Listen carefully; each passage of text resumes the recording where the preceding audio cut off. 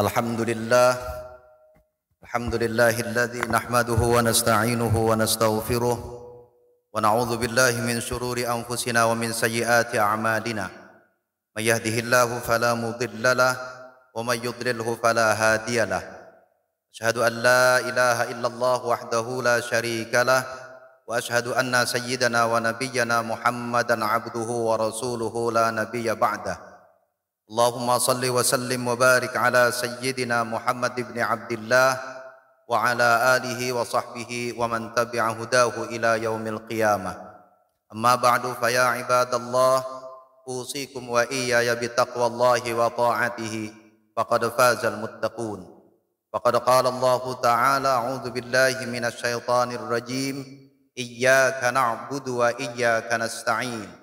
Faqala sallallahu alaihi wasallam ya Mu'adz inni uhibbuka faqra fi duburi kulli salatin Allahumma a'inni ala dzikrika wa syukrika wa husni ibadatik atau kama qala sallallahu alaihi wasallam.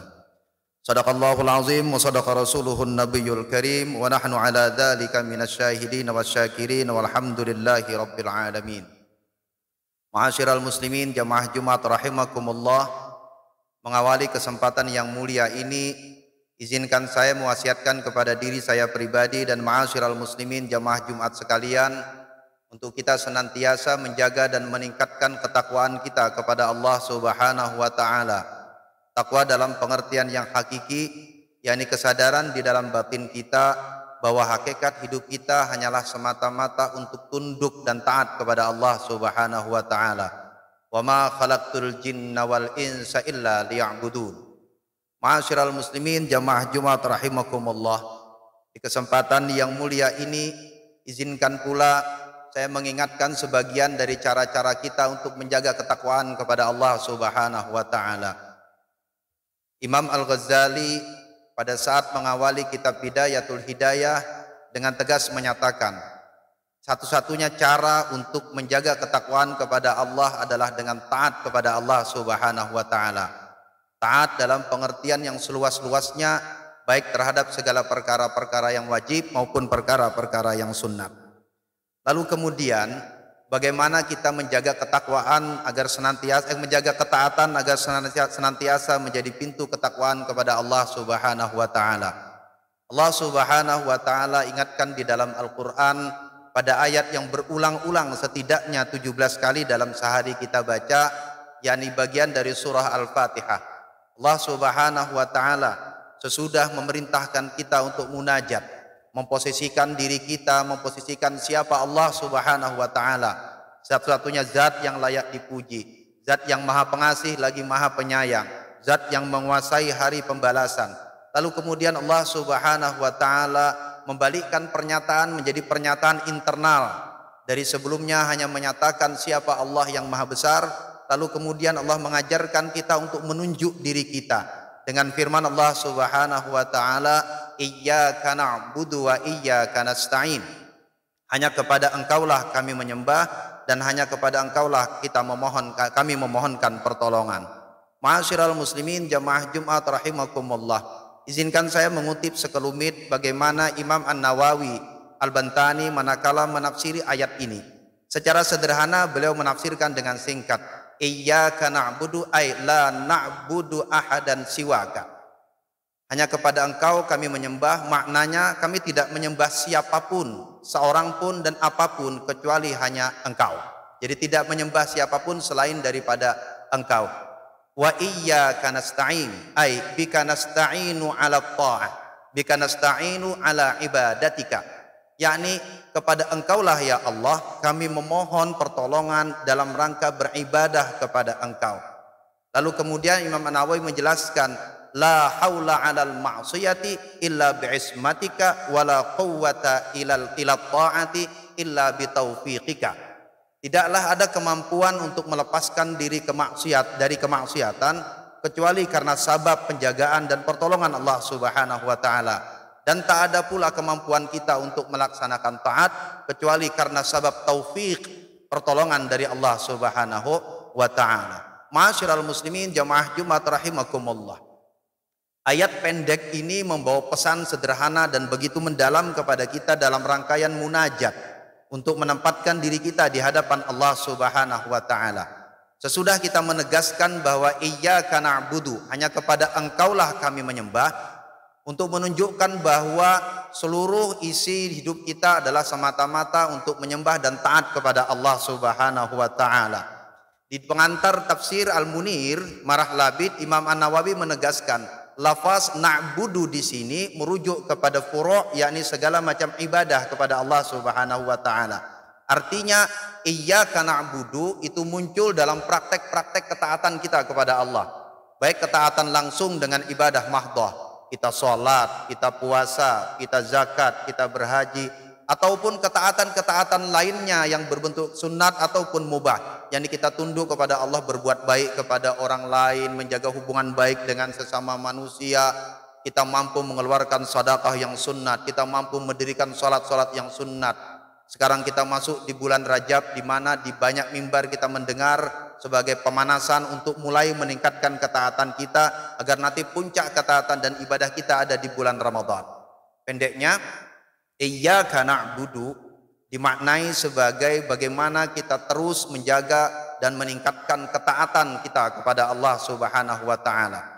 Tetapi lalu kemudian penjelasan ini, penegasan ini dirangkaikan oleh Allah Subhanahu wa taala dengan pernyataan wa iyyaka nasta'in, dan hanya kepada Engkaulah kami memohon pertolongan. Hampir semua penafsiran menyepakati yang dimaksud dengan wa iyyaka nasta'in di sini merujuk kepada pertolongan Allah pada yang pertama, yakni pada kemampuan kita untuk beribadah dan taat kepada Allah Subhanahu wa taala. Artinya apa? Artinya ibadah dan ketaatan yang bisa kita lakukan sebenarnya bukanlah karena kita zat yang berdiri sendiri dan independen, tapi ibadah dan ketaatan yang bisa kita lakukan sepenuhnya karena kita mendapatkan pertolongan dari Allah Subhanahu wa taala. Baik pertolongan itu karena kesempatan hingga kita bisa melakukan ibadah, pertolongan itu karena kekuatan hingga secara fisik kita bisa melaksanakan, bisa mendirikan ibadah tersebut, atau pertolongan itu lewat jalan-jalan yang lain, lewat karena harta, lewat pendeknya Allah Subhanahu wa taala lah yang memungkinkan kita untuk taat kepada Allah Subhanahu wa taala. Allah yang bukakan jalan bagi kita untuk bisa ibadah kepada Allah Subhanahu wa taala. Pesan itulah yang disampaikan Kanjeng Nabi kepada Mu'adz sambil menepuk bahu Mu'adz, lalu Nabi berkata, faqra fi duburi kulli salatin, bacalah di setiap selesai salat, Allahumma a'inni ala dzikrika wa syukrika wa husni ibadatik.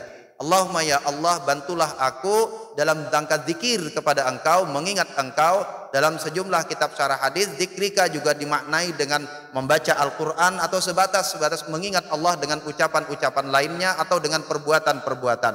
Wa syukrika, bersyukur kepada Engkau atas nikmat yang begitu banyak yang Allah Subhanahu wa taala limpahkan.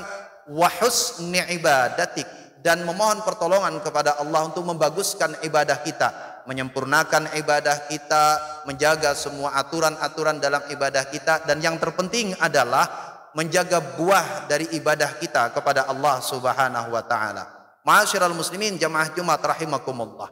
Nah, bagian terakhir buah dari ibadah inilah yang mensiratkan dua pesan utama dari iyyaka na'budu wa iyyaka nasta'in. Pesan pertama, ibadah yang bisa kita dirikan, ketaatan kita kepada Allah membuat kita semakin tunduk kepada Allah. Karena semakin kuat ibadah kita, semakin banyak ketaatan kita kepada Allah, maka semakin sadar kita akan pertolongan Allah yang melekat di diri kita, baik kita sadari ataupun tidak kita sadari. Wa fi anfusikum afala tubsirun. Allah Subhanahu wa taala ingatkan, dan di dalam dirimu apakah engkau tidak melihatnya.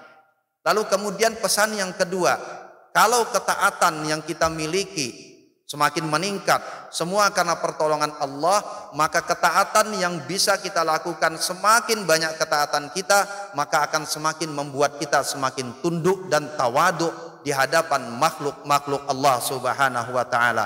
Maka tidak akan terjadi orang karena ketaatan yang banyak, maka dia merasa lebih baik dari orang lain. Tidak akan terjadi orang karena sholatnya lebih banyak, lalu kemudian dia merasa lebih mulia dari orang lain yang dianggapnya tidak seperti dia ketaatannya.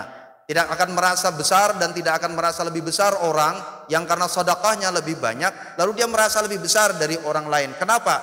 Karena ketaatan dia, entah sholatnya, entah zakatnya, atau entah ngajinya, atau entah ilmunya dalam ilmu agama, semua dia sadari sebagai bagian dari pertolongan Allah Subhanahu wa taala. Maka tidak ada orang yang semakin merasa taat lalu malah semakin buruk perilakunya terhadap sesama manusia. Justru sebaliknya, orang yang semakin taat kepada Allah Subhanahu wa taala maka akan berbuah merasakan kehadiran Allah yang menolong dirinya dalam ketaatan, maka dengan kesadaran itu akan membuat dia semakin lembut dengan sesama manusia, semakin tawadhu dengan sesama manusia, bukan sebaliknya, ketaatan yang membuat dia merasa lebih besar dan lebih baik dari orang lain, walaupun dalam pandangan dia kebesaran itu di hadapan Allah Subhanahu wa taala. Aqulu qawli hadza wa astaghfirullahal azim li wa lakum wa liwalidayya wa liwalidikum wa lisairil muslimina wal muslimat. Barakallahu li wa lakum fil Qur'anil azim wa nafa'ani wa iyyakum bima fihi minal ayati wa dzikril hakim.